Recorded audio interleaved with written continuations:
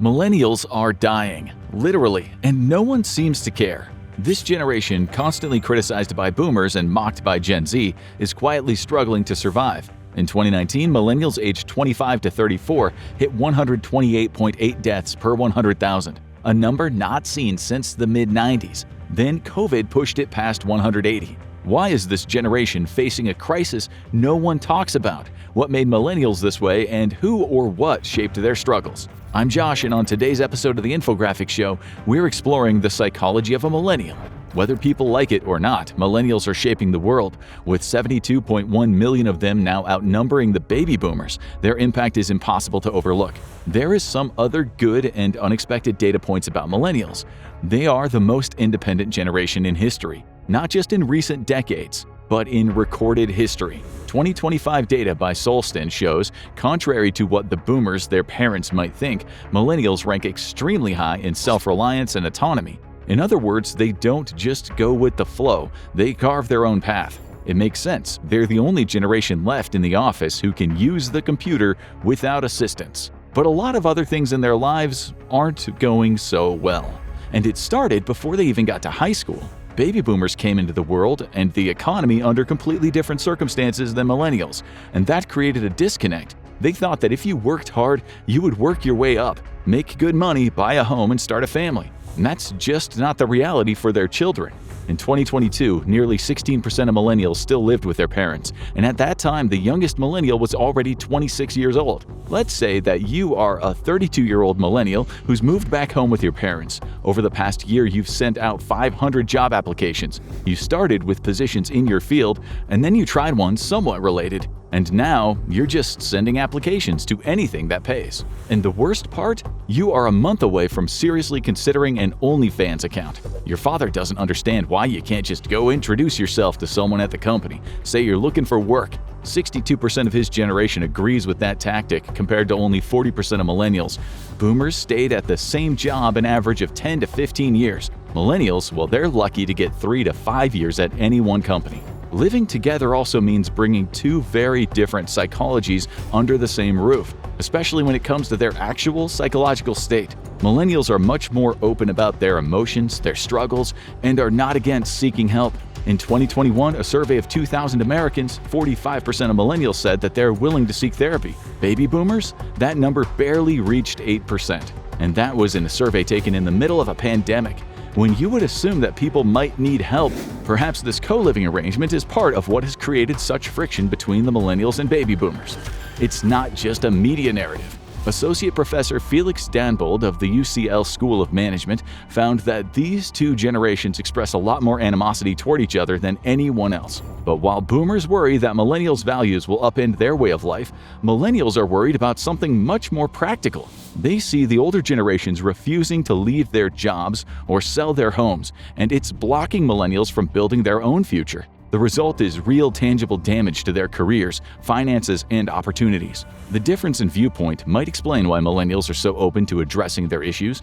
They were raised with a boomer tough-it-out mentality that didn't really help anyone in their family. So today, they try to actually work on their mental health. And they're gonna need a lot of work, because the era millennials were raised in did some serious damage to their psychology. Imagine it's 2003, you're a millennial just starting high school, your body is changing and you're feeling a little self-conscious about it, pretty normal teenage stuff. But in the 2000s, when most millennials were just teens, something went wrong. Media, society, and even their own families didn't just notice their struggles, they amplified them and made them 1,000 times worse. In the early 2000s, the heroin chic look of the 1990s had fully taken hold in popular culture. In magazines and TV shows, most women had basically become skin and bones. The consequences were real. Rates of eating disorders like anorexia and bulimia skyrocketed. According to a study by Zhao and Encinosa, between 1999 and 2000 and 2005 and 2006, eating disorder hospitalization exploded. This was especially noticeable among millennials, then in their preteen, teen, and early 20s. Hospitalizations increased 18% for people aged 12 to 19, 19% for people 19 to 30, and 119% for those under 12. An entire generation was under attack. Millennials grew up with some of the most distorted body images of all time, and that hasn't changed for many of them. In a 2020 survey tracking body confidence, the least confident group of women were millennials. Women aged 25 to 34 rated their body confidence 37 out of 100. That is barely half of a failing grade. If you're enjoying this deep dive into the psyche of a generation that once thought avocado toast was an investment, make sure you like, share, and subscribe. It makes our writers feel slightly more like adults too. If constantly fighting your body to stay skinny wasn't exhausting enough, millennials would get their first taste of another mindset that would haunt them for life: hustle culture, otherwise known as the road to burnout. You're a millennial in 2006, you're just about to graduate high school, your parents, your guidance counselors, the entire world is telling you college is not only important, but necessary. You might even be the first generation in your family to get a university degree. You start applying to the best schools you could get into, and then it happens. You get accepted to your dream school, and then you see the tuition. Your jaw drops. Maybe you can pick up some extra work to cover it. Maybe not. Not so fast. One study found that from 1988 to 2018, tuition at private colleges increased by 129% on average. The more affordable public school options, those skyrocketed by a massive 213%. In the past, people could use the salary from a summer and/or part-time job to pay off their tuition costs. That wasn't really the case for most millennials by the time they got to college. Guess it's time for a loan that will in no way, shape, or form affect your future. After all, that degree is gonna get you a job making some serious money, right? Right? Not for most millennials. One study found that by the age of 35, 17% of baby boomers had followed a path through college to a prestigious and well-paying professional career like law or medicine. At age 35, only 7.3% of millennials had done the same. That is less than half. So why aren't millennials making their way into high-paying careers, worsening their psychological load? Well, because the system has made it almost impossible for them to do so, creating the awful hustle culture that quickly became psychological burnout for most. And why are the millennials burning out? They entered the job market during one of the worst recessions in recent memory. Jobs on the ground were scarce, entry-level wages were relatively low, and people were grateful for anything they could get. Kellogg School of Management professor of strategy Nicola Bianchi studied the conditions that produced the millennial grind mindset. His work gives us an idea of just how hopeless the job market was for millennials. If you were entering the job market in 2010, good luck to you. The global economy fell into a hole. Unemployment among your generation is around 12 to 19%, according to the Pew Research Center. Even though you have a bachelor's degree in economics, you are paying thousands in loans every month, and all you can get is a job in retail. It pays the bills, sort of. After a couple of years, a position at a company that's actually related to your field opens up, and then boom, you get the job. Just grind for a few years and you can start moving up the ladder. But soon you'll notice that you're not moving anywhere at all, and neither are most of the people around you. Why? The recession and its after effects created a climate in which the boomer generation became more hesitant to retire from their senior positions. Moving up the ladder became more difficult than ever. The result was a mix of hopelessness and endless grinding. It is the defining struggle of the millennial generation. It also makes millennials more likely to change companies and careers. They're less optimistic about the perks of company loyalty and corporate America in general, but they do work much longer and harder to try to make ends meet, and they make a better case for their own path forward. So contrary to popular belief, millennials aren't lazy and blowing all their money. They are overworked and poorer than other generations. Worker productivity has increased rapidly from the time of the boomers in the workforce to today. Between 1979 and 2021, average U.S. worker productivity increased 64.6%, but wages only went up 17.3%. Oh, and your 64-year-old coworker at the office is being paid way more than you. In fact, more than you'll probably ever make anytime soon. Between 1979 and 2018, the wage gap between workers over 55 and those under 35 increased by 61%. That's not just a U.S. phenomenon either. Bianchi's study found that after Italy raised its retirement age to 67 in 2011, things got worse for younger workers. Suddenly, all the rewards were going to senior workers. Everyone else struggled just to get by. From 1985 to 2019, the mean worker age in Italy increased by 19%. Over the same period, anyone over 55 also started making bank.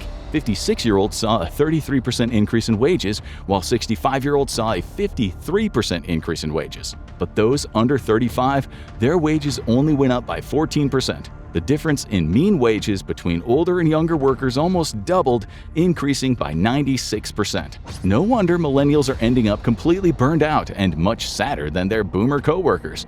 Multiple studies have found that they are the most burned out generation of all. One study found that 66% of millennials report moderate to high burnout compared to 39% of baby boomers. It gets worse. Another survey of 1,000 U.S. employees found that 77% of millennials have experienced burnout symptoms compared to only 38% of boomers. That wage gap, coupled with no room for growth, is really doing a number on their mental state. Which obviously is another survey question, which found that only 47% of millennials rated their personal well-being as above average. 84% of boomers did the same. We would all be thrilled if our house values had quintupled, while we also got the highest raises by far right before retiring. Scientists aren't just guessing that finances are the main cause of millennial burnout and stress either. The APA's 2023 Stress in America survey found that millennials are drowning in financial stress. 67% of 18 to 34-year-olds and 63% of 35 to 44-year-olds feel completely consumed by money worries. Boomers, well, just 13%. Money is crushing millennials. And while they've gotten some pretty weak raises, it doesn't translate to a better quality of life. Oxfam found out that workers aged 25 to 34 are earning about $4,200 less than they would have 30 years ago. It's partly a result of increasing inequality across the board in wealthy countries, something that has been happening for a while now, and general corporate stagnation. Millennials are better educated than previous generations while being underpaid, overstressed, and in way more debt. And they need way more money just to get by, since their share of the nation's wealth is vastly lower than the boomers at the same age. Progress? Forget it. But the Federal Reserve has another theory on why millennials are spending less. They have less money. Millennials are not even getting the perks that were almost guaranteed just a few years ago. From 2000 to 2021, the number of college grads who got employee-provided healthcare as a perk dropped by 22%. It created a much more insecure generation, one that hesitates to pursue major life goals like starting a family. Millennials are also part of the sandwich generation. That means that many are caring for both young kids and aging parents, and that adds even more stress. Part of this reason they are a sandwich generation is because they're waiting until they're older to have kids, to be able to afford to have kids. This is thanks to the very high cost of living in most of the West. It takes people longer to become financially stable these days, and by longer we mean potentially their entire lives. Between 1980 and 2023, the median age for marriage for women has increased by 29%, from 22 to 28.4. The median age for the first birth for women went up by 23%, from 22.6 to 27.9. Only 13% of millennials opted for early marriage and parenthood. 27% of baby boomers did the same. While this isn't necessarily a bad thing for some millennials, waiting for marriage and kids isn't a choice, but a financial necessity. Let's say you're a millennial woman, 32 years old, looking to have a child. You know that you'll have to go back to work pretty soon after giving birth, as your office doesn't offer much maternity leave, and it's not like you can easily hop into another job in this economy. So you try to figure out the cost of childcare and you start calling daycare centers in your area. You come up with an average based on all the quotes you've heard, $2,500 a month. The cost of childcare has increased 220% since 1990, and it's not even completely reliable. The 2023 Kids Count report found that more than half of working parents have had to get to work late or leave early in the last 3 months because of issues with childcare. Even worse, 23% of those parents report being fired for those issues. You look back over the budget sheets realizing not only can you not afford childcare, you might end up losing your job because of it. That's not even taking into account all of the new clothes, cribs, bottles, and diapers you'll have to purchase. Baby Center found that the first year of baby-related costs comes out to around $20,400 for parents. That doesn't include giving birth or daycare for the most part. The costs of raising a baby can eat up to 22% of household income. Care.com found that the average parent can give up to 29% of their savings for childcare costs. To put that into perspective, the U.S. Department of Health and Human Services recommends families should be spending no more than 7% of their household income on childcare. Because of those extreme costs, half of moms have changed their family plans. A quarter of potential moms have decided to have fewer children.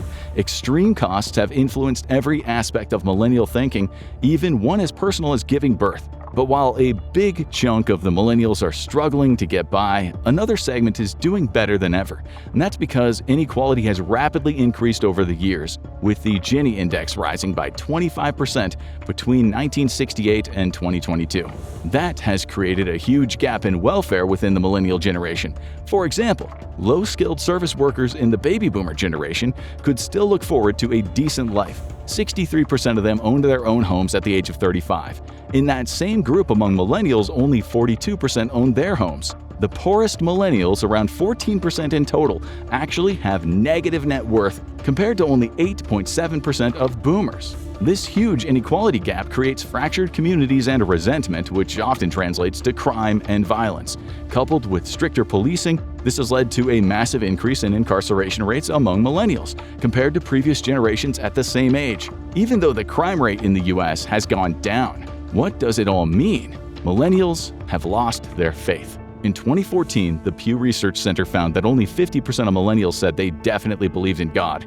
64% of Gen X and 70% of baby boomers said the same. In fact, 35% of millennials aren't affiliated with any organized religion at all. The scandals that came to light in the Catholic Church probably didn't help in that regard. All of this has set some millennials back and fueled depression for others, but many, being fiercely independent, are just forging their own paths. Psychologists call it milestone agnosticism. Many millennials don't believe that there's a certain age by which they should have gotten married, started a business, or finished education. People are getting married in their 40s, they're going back to school in their 30s, or completely changing career paths at multiple points throughout their lives. And this doesn't scare them as much as it might scare other generations. That might be because millennials came of age during terrorist attacks, international recessions, and one of the worst job markets in recent history, so there is nothing this world could throw at them that they haven't seen some form of. But it also could be because, according to the same Solston data, millennials also scored the highest of any generation on the trait labeled as actions. Solston uses that to assess a person's openness to new experiences, which will serve millennials well when they have to deal with the future novel reality of never being able to retire. The silver lining is that, according to a 2015 study by American University, speaking about mental health issues has been normalized in the millennial generation. Since they grew up hearing about anxiety, depression, and eating disorders, they're much more willing to talk about their problems to their friends or with a therapist. And let's face it, that's something they'll need. If you want to see how millennials fit into the bigger picture and how every generation got shaped differently, check out Every Generation Explained in 10 minutes, or click on this video instead.